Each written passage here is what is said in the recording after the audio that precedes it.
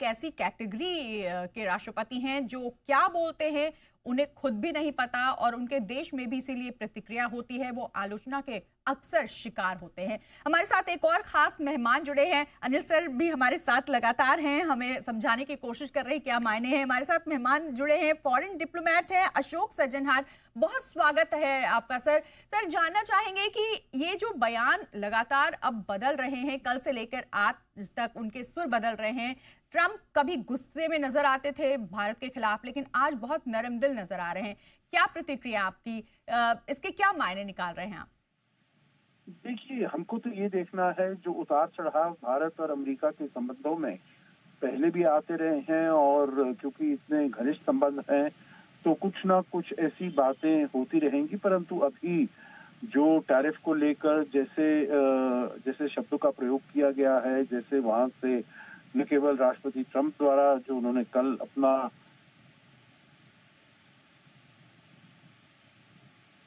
वगैरह वगैरह, और सीनियर ऑफिसर्स हैं वो भी ऐसे ही बयान देते रहे हैं, तो ये तो नॉर्मल बिल्कुल नहीं है, क्योंकि पिछले 25 साल से हमारे संबंध ऊपर जाते रहे हैं।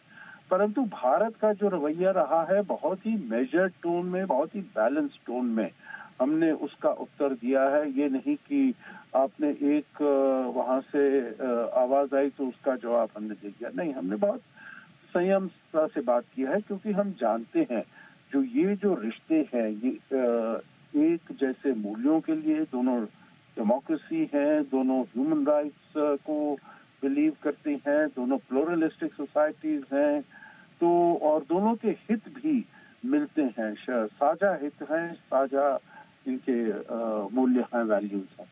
तो हम उसी के ऊपर जोर देते रहे हैं, और ये जो संबंध है दोनों देशों के फायदे के लिए है। ऐसा नहीं है जो केवल भारत के फायदे के लिए है, अमेरिका के लिए भी उतना ही फायदा है या उससे ज्यादा फायदा है।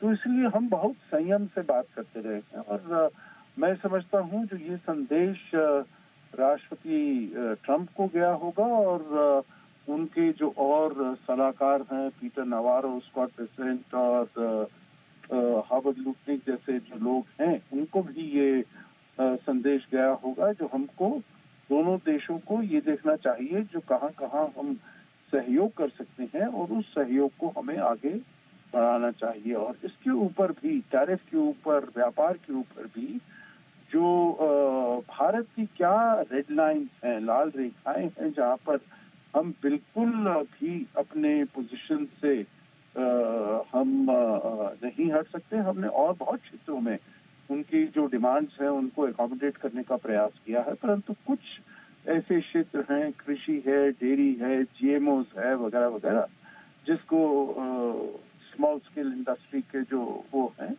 तो उसमें हम नहीं सकते। और मैं समझता हूँ हमारे इस